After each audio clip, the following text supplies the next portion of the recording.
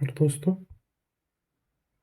आज हम SSCGT का जीके जीएस का क्वेश्चन देखेंगे जो कि 2021 में पूछा गया है। इसका क्वेश्चन देखेंगे। आज सेट 3 है। इससे पहले मैंने 2 वीडियो डाल चुका हूँ। अगर आपने अभी तक वो वीडियो नहीं देखा है तो ज़रूर देखें। पहले क्वेश्चन से शुरुआत करते हैं। पहला क्वेश्चन है तवेसा मलिक। तवेसा मलिक जो भारतीय खिलाड़ी हैं वो किस खेल से संबंधित है? तो तवेसा मलिक गोल्फ से संबंधित है। गोल्फ से संबंधित एक और खिलाड़ी का आप नाम याद रखें, जीवी मिल्खा सिंह। जीवी मिल्खा सिंह। मिल्खा सिंह ये मिल्खा सिंह के बेटे हैं। वही मिल्खा सिंह जो एथलेटिक्स हैं, उन्हीं के ये बेटे हैं। Next question. अगला क्वेश्चन बोलता है कि मौर्य साम्राज्य के शासकों को क्रोनोलॉजी दिया गया है, उसको सजाना है। तो वो कैसे आएंगे? तो पहले आएंगे चंद्रगुप्त, ठीक है। उनके बाद आएंगे बिंदुसार, उनके बाद अशोक, और तब दिया हुआ है बृहद्रथ। बृहद्रथ जो थे वो लास्ट शासक थे मौर्य साम्राज्य के। और मौर्य साम्राज्य के जो पहले शासक थे वो चंद्रगुप्त मौर्य थे। चंद्रगुप्त मौर्य ने 322 ईस्वी में 322 ईसा पूर्व में चंद्रगुप्त मौर्य ने मौर्य वंश की स्थापना की थी। मौर्य वंश की स्थापना 322 ईस्वी में चंद्रगुप्त मौर्य ने की थी। मौर्य वंश के जो चंद्रगुप्त मौर्य जो थे, इनके जो गुरु थे, इनके जो टीचर थे वो चाणक्य थे। चाणक्य, ये आप सभी जानते हैं। और मौर्य वंश के शासनकाल में ही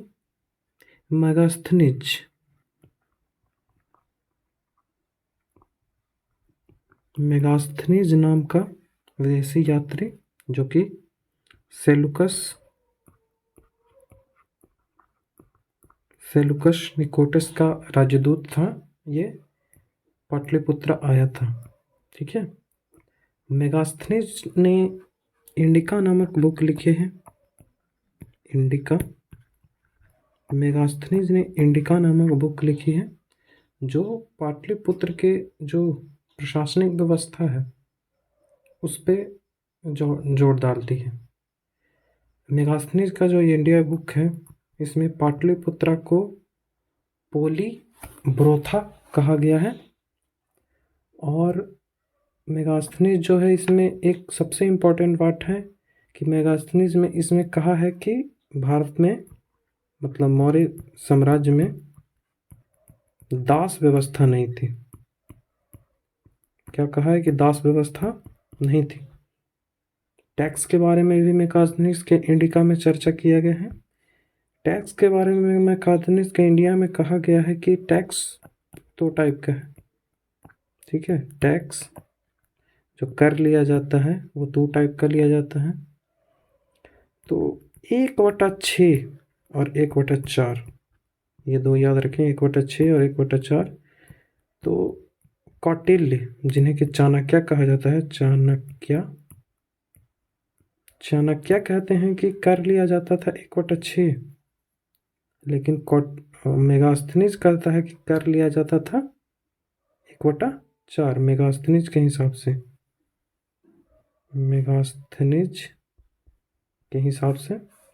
1/4 कर लिया जाता था। और मेगास्थनीज क्या बोलता था कि दास व्यवस्था नहीं है यहाँ, ठीक है।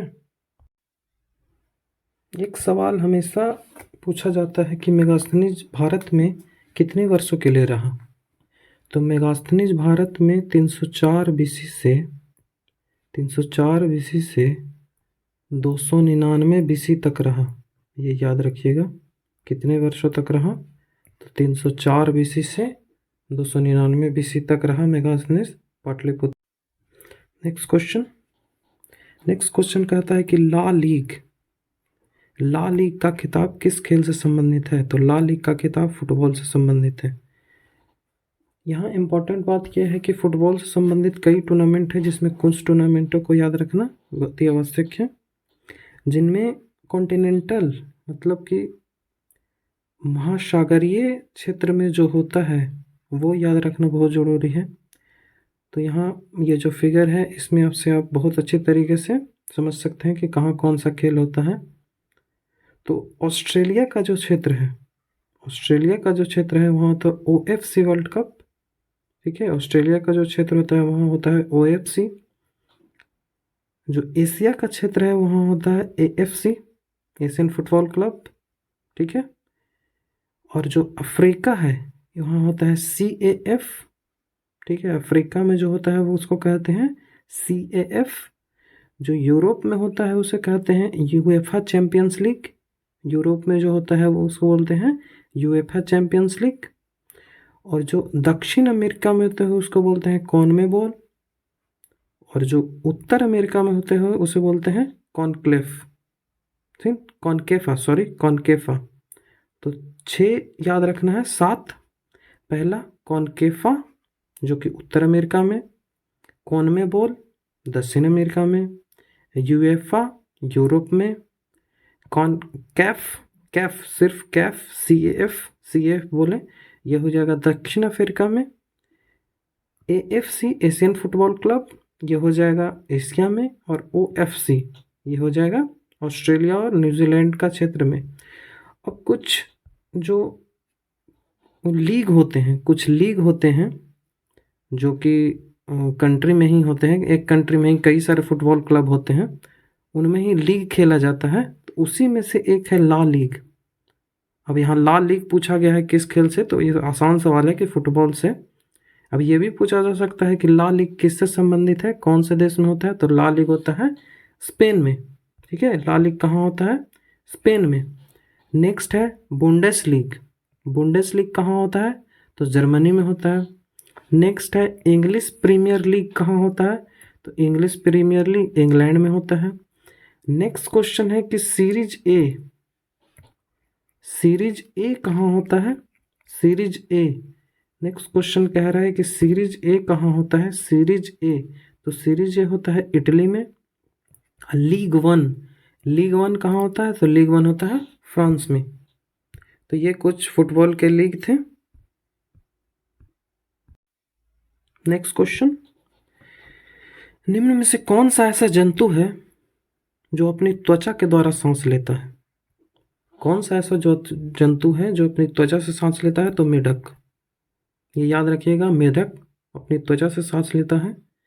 अब यहाँ एक बात हमेशा याद रखें कि जो त्वचा से सांस लेते हैं, जो भी त्वचा से सांस लेते हैं उसको बोलते हैं कॉटेनियस रिस्पायरेशन। जो भी त्वचा से सांस लेते हैं उसको बोलते हैं क्यूटेनियस रिस्पायरेशन, ठीक है, या क्यूटेनियस गैस ऑफ एक्सचेंज।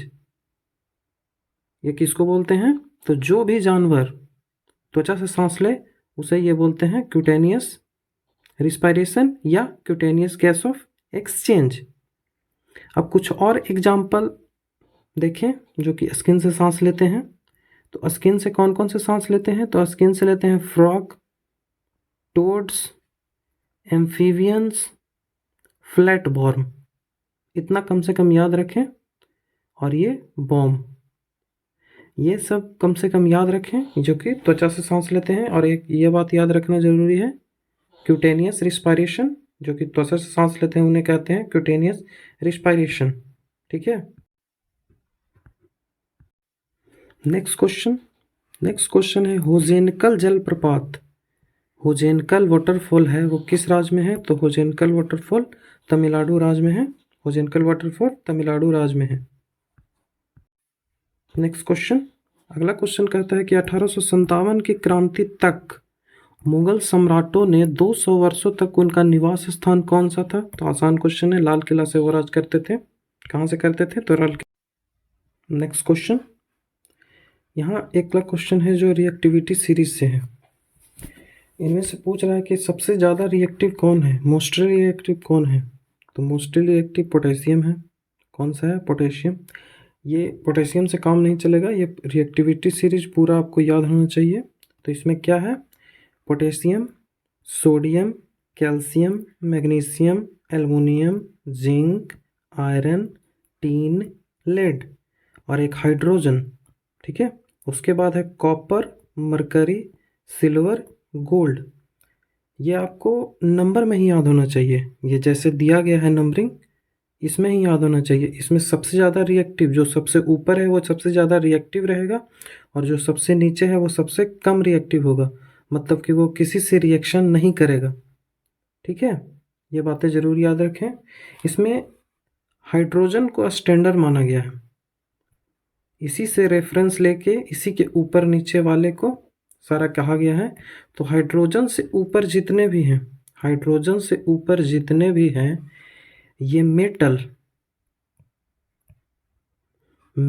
के डाइल्यूट तनु अम्ल से, मेटल के डाइल्यूट अम्ल से, तनु अम्ल से हाइड्रोजन गैस को विस्थापित करते हैं, हाइड्रोजन गैस को वहाँ से हटा देगा। ये बात हमेशा याद रखें।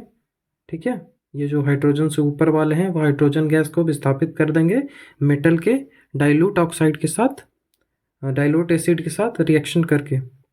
जो भी हाईली रिएक्टिव, जो हाईली रिएक्टिव ये ऊपर वाले हैं, जो भी हाईली रिएक्टिव सब्सटेंस हैं, एलिमेंट हैं, वो लेस रिएक्टिव एलिमेंट से उनके जो सॉल्ट हैं, लेस रिएक्टिव एलिमेंट के जो सॉल्ट हैं, जिसको हिंदी में बोलते हैं लवण, लवण को विस्थापित कर देते हैं। ये हमेशा याद रखें, हाईली रिएक्टिव जो होगा वो लेस रिएक्टिव से उसके लवण, उसके सॉल्ट को विस्थापित कर देगा। ठीक है, ये बात हमेशा याद रखें। अब यहाँ एक रिएक्शन के बारे में भी जानना ज़रूरी है कि कौन किस चीज़ से रिएक्शन करता है। ये बहुत ज़रूरी हो जाता है जानना कि कौन किस से रिएक्शन करता है। यहाँ जो ऊपर तीन वाले हैं, potassium, sodium, calcium, potassium, sodium, calcium जो हैं ये कोल्ड वाटर, हॉट वाटर और स्टीम, मतलब कि ठंडा पानी, गर्म पानी और भाप, ये तीनों से रिएक्शन करता है। इससे भी करेगा, इससे भी करेगा, इससे भी करेगा, इससे भी करेगा, इससे भी करेगा, इससे भी, ये इससे भी, इससे भी, इससे भी। सोडियम, पोटेशियम और कैल्शियम, ये तीनों से रिएक्शन करेगा। कोल्ड वाटर से भी रिएक्शन कर जाएगा, हॉट वाटर से भी रिएक्शन कर जाएगा और स्टीम से भी रिएक्शन कर जाएगा। अब एक मैग्नीशियम है, मैग्नीशियम के साथ है कि मैग्नीशियम कोल्ड वाटर से रिएक्शन तो नहीं करेगा, मैग्नीशियम कोल्ड वाटर से रिएक्शन नहीं करेगा, लेकिन मैग्नीशियम हॉट वाटर और स्टीम से रिएक्शन करेगा। यहीं अल्युमिनियम की बात आती है। मैग्नीशियम देख लिए, मैग्नीशियम के अलग से याद रखना है कि कोल्ड वाटर से रिएक्शन नहीं करेगा और हॉट वाटर और स्टीम वाटर से करेगा। अब एल्युमिनियम, जिंक और आयरन, ये तीनों को साथ रखें। एल्युमिनियम, जिंक और आयरन, एल्युमिनियम, जिंक और आयरन है, ये तो ना तो कोल्ड वाटर से करेगा और ना ही हॉट वाटर से करेगा। ये तीनों हैं तो ना तो कोल्ड वाटर से रिएक्शन करेगा और ना ही हॉट वाटर से रिएक्शन करेगा, बट स्टीम से तीनों करेगा। भाप से यदि रिएक्शन कराया जाए एल्युमिनियम, जिंक और आयरन का, तो ये भाप से रिएक्शन करेगा। और ये जो उसके बाद जो नीचे बचा, उसके बाद जो नीचे बचा, ये किसी के साथ रिएक्शन नहीं करेंगे, ना तो हॉट वाटर के साथ, ना तो कोल्ड वाटर के साथ, ना स्टीम के साथ।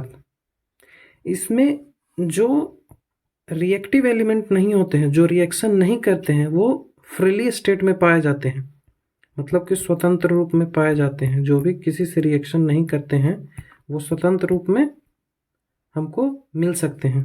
ठीक है, इतनी बातें याद रखें। नेक्स्ट क्वेश्चन, यहाँ महानदी के बारे में पूछ रहा है। महानदी के बारे में निम्नलिखित में से कौन सा कथन गलत है? तो महानदी के बारे में चलिए पढ़ते हैं। यह छत्तीसगढ़ के पठारी इलाकों से निकलते हैं, छत्तीसगढ़ के पहाड़ी इलाकों से निकलती है, तो ये सही है, ये छत्तीसगढ़ से ही निकलती है महानदी। इसका जल ग्रहण क्षेत्र का कुछ हिस्सा महाराष्ट्र में स्थित है। ये सोचने में अजीब लगे शुरू में कि महाराष्ट्र में भी इसका है, लेकिन इसका कुछ जो हिस्सा है, ये वेस्ट वाला पार्ट, ये महाराष्ट्र में भी है। ये जो नीचे वाला पार्ट है, ये महाराष्ट्र में भी स्थित है। इसका जल ग्रहण जो क्षेत्र है, ये जो नदियाँ होती है उनमें सहायक नदियाँ जाके मिलती है, ट्रिब्यूटरी, जिन्हें ट्रिब्यूटरी कहते हैं। ये जो पूरा जो क्षेत्र उनके बाद बनता है, इन्हीं को बोलते हैं बेसिन या फिर जल ग्रहण क्षेत्र, उसका जल ग्रहण क्षेत्र। ठीक है, तो इसका जो महाराष्ट्र में भी स्थित है, ये याद रखिएगा। महानदी का जल ग्रहण क्षेत्र महानदी बेसिन के मैप में आप देख सकते हैं, यह महाराष्ट्र में भी स्थित है। इसकी लंबाई लगभग 660 किलोमीटर है, ये भी सही है। और यह अरब सागर में गिरती है। अगर आपको ये याद न रहे, ये याद न रहे, ये भी याद न रहे, बस ये याद रहे कि महानदी जो है वो बंगाल की खाड़ी में गिरती है, तो आप इस प्रश्न को कर सकते हैं। और ये याद होना भी चाहिए। ये एक नॉर्मल सा सवाल है जो एक स्टूडेंट से अपेक्षा की जाती है कि वो याद रखें। ये नदियाँ, कुछ नदियाँ हैं जो इधर से जितनी सारी नदियाँ लगभग बहती हैं, चाहे दामोदर हो, चाहे गोदावरी हो, कावेरी हो, कृष्णा हो, महानदी हो, ये सारी बंगाल की खाड़ी में गिरती हैं। क्योंकि जो पठारीय भाग है, ये जो दक्कन का पठार का क्षेत्र है, इसका ढलान जो है, पूर्व की ओर इसका ढलान है, तो जिस ओर ढलान रहेगा नदी उसी ओर ही बहेगी। लेकिन लेकिन लेकिन लेकिन ये जो है, यहाँ से दो नदियाँ निकलती हैं, जो कि एक हो गई नर्मदा, एक तापी। ये दोनों अरब सागर में गिरती है। अब सोचने वाली बात है, ऐसा क्यों? तो अरब सागर में इसलिए गिरती हैं कि पहले तो ये भ्रंश घाटी में बहती है। भ्रंश घाटी कहने का मतलब कि पठारी जो क्षेत्र है उसको जल ने अपना गड्ढा कर दिया है। जल के बहाव के कारण वो गड्ढा हो गया है, और उसी गड्ढे में जल का बहाव होता है, जिससे पानी न इधर जाते हैं न उधर जाती है। और वो जो जल बहाव क्षेत्र है, वो जो जल बहाव क्षेत्र है, जो ये अगर भ्रंश घाटी इसको मान लें, इसमें यदि जल बह रही है तो इसका ढलान, इसका जो ढलान है, अगर दक्षिण भारत के देखें यहाँ पे मैप ये वाला, तो इसका ढलान जो है ये इधर है। इसी कारण से नर्मदा और तापी नदी जो है ये बंगाल की खाड़ी में अपना जल गिराती है। ये हमेशा याद रखें। नेक्स्ट क्वेश्चन, अगला क्वेश्चन पूछ रहा है कि प्रधानमंत्री जन आरोग्य योजना, ठीक है, आयुष्मान भारत प्रधानमंत्री जन आरोग्य योजना को कब स्टार्ट किया गया था? तो 2018 में। मोस्ट इम्पोर्टेंट क्वेश्चन, एकदम याद होना ये जरूरी है आपको। कब हुआ था? तो 2018 में हुआ। इस योजना में प्रत्येक परिवार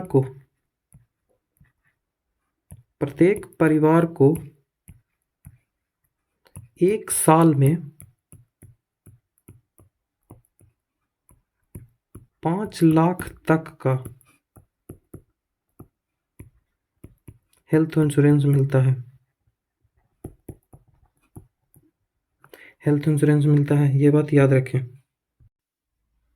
नेक्स्ट क्वेश्चन, यहाँ पूछ रहा है कि LIC भारतीय जीवन बीमा निगम अधिनियम जो एक्ट आया वो संसद द्वारा कब पारित हुआ? तो 1956 ईस्वी में। याद रखिएगा, कब पारित हुआ? 1956 ईस्वी में। कभी भी पूछे कि LIC कब एस्टेब्लिश हुआ, LIC की स्थापना कब हुई, तो LIC की स्थापना 1956 ईस्वी में हुई। LIC की स्थापना कब हुई? तो 1956 ईस्वी में हुई। यहीं आप कुछ बैंकों का नाम याद रखें जिनके स्थापना वर्ष हमेशा एग्जाम में पूछे जाते हैं। याद रखें,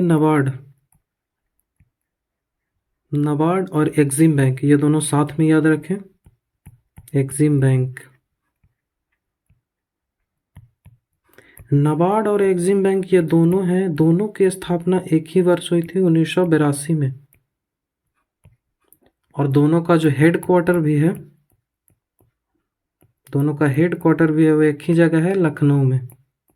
ठीक है, लखनऊ में दोनों का हेडक्वार्टर है। LIC की स्थापना मैंने आपको बताया 1956 में। यहीं small industry development bank, small industry development bank की स्थापना 1990 में हुई, 1990 में हुई। और इसका जो हेड क्वार्टर है वो कहाँ है? तो स्मॉल इंडस्ट्री डेवलपमेंट बैंक का हेड क्वार्टर लखनऊ में है। कई बार पूछा गया है लखनऊ, ठीक है। और ये जो सॉरी ये जो मैंने कहा एक्सिम बैंक, नाबार्ड और एक्सिम बैंक,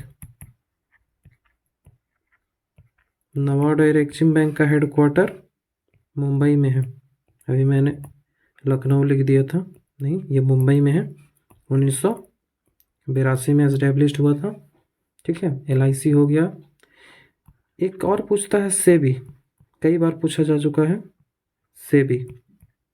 सेबी की स्थापना कब हुई थी? तो सेबी की स्थापना तो हुई थी 1988 में, लेकिन इसको जो अधिकारें मिली वो जाके 1992 में मिली, ठीक है।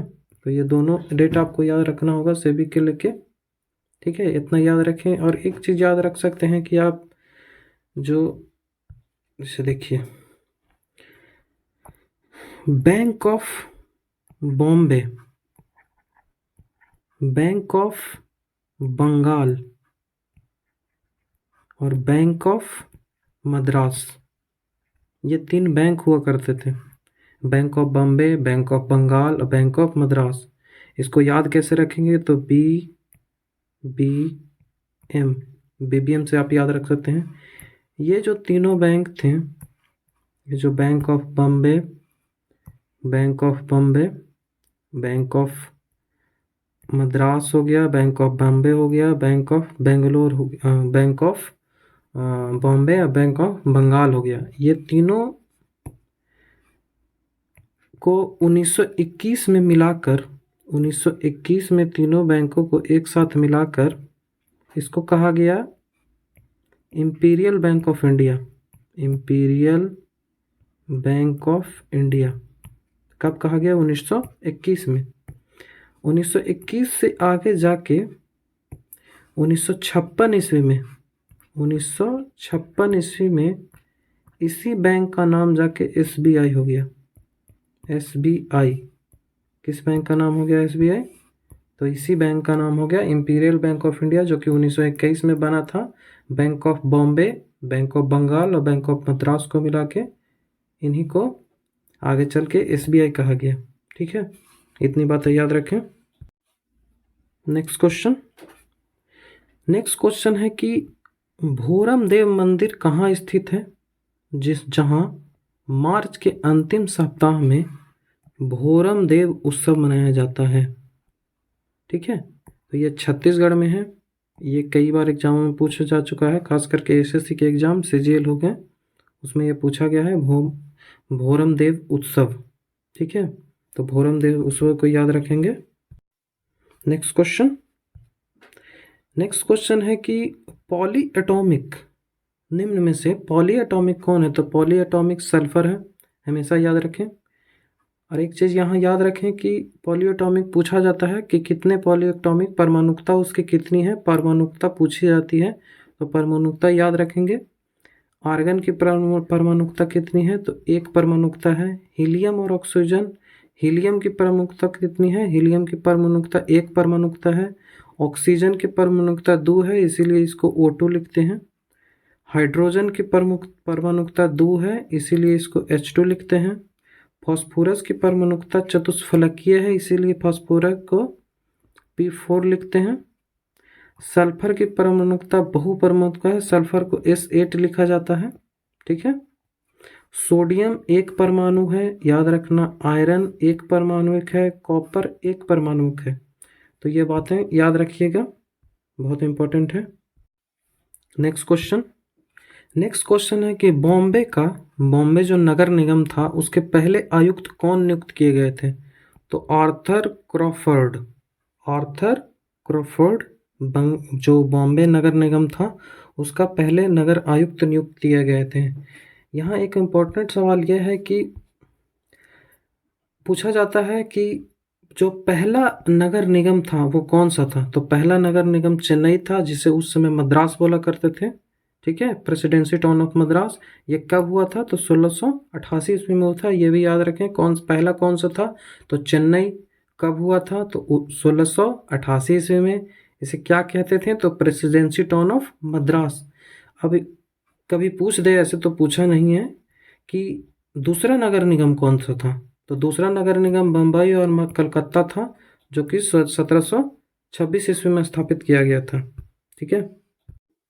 नेक्स्ट क्वेश्चन, ये क्वेश्चन फिजिक्स से है। इसमें बोला जा रहा है कि किसी वस्तु के त्वरण को, किसी वस्तु के एक्सेलरेशन को तब खाली स्थान कहा जाएगा जब वस्तु सीधी रेखा में गति कर रही हो, वस्तु स्ट्रेट लाइन में मोशन कर रहा हो, और उसका समय के साथ विथ रिस्पेक्ट टू टाइम नियत अंतराल में, मतलब एक निश्चित समय में उसका वेग बढ़ता या घटता है।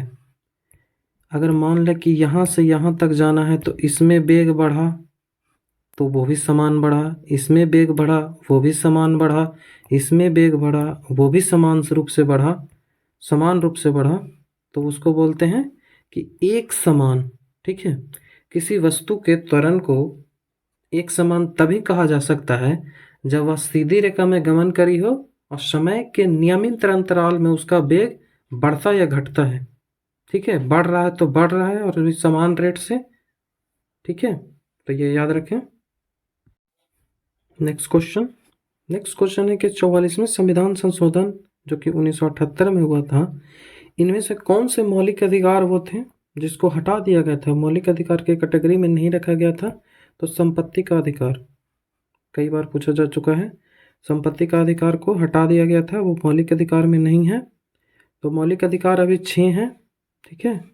Right of equality, right of freedom, right against exploitation, right to freedom of religion, cultural and educational right, and right of constitutional remedy। ठीक है, ये याद रखिएगा, बहुत इंपॉर्टेंट है। एक बात यहाँ ध्यान रखने वाली बात है कि जो 1978 में 44वें संविधान संशोधन के द्वारा संपत्ति के अधिकार को मौलिक अधिकार से हटाया गया, तो संपत्ति के अधिकार को अब कहाँ रखा गया है? कॉन्स्टिट्यूशन में ही रखा गया होगा ना।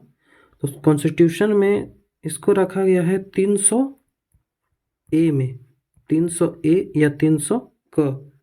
ठीक है। इसके अनुसार ये एक विधिक अधिकार है, ना कि मौलिक अधिकार। विधिक अधिकार कौन सा अधिकार है? तो विधिक अधिकार, ये बात याद रखेंगे। नेक्स्ट क्वेश्चन, यहाँ पूछा जा रहा है कि ये यात्रिक या छात्रिक, ठीक है, जात्रिक एक क्षत्रिय वंश है, इसके प्रमुख पुत्र कौन थे? यात्रिक क्षत्रिय वंश, इसको जात्रिक क्षत्रिय वंश बोलेंगे, और इनका नाम था ज्ञात्रिक। तो ये महावीर थे, कई बार एग्जाम में पूछा जा चुका है प्रीवियस ईयर में, तो याद रखें कौन थे? महावीर। नेक्स्ट क्वेश्चन, यहाँ सीधे सी जीडीपी का डेफिनेशन दे दिया है। जीडीपी का डेफिनेशन है, इसे पढ़ दें।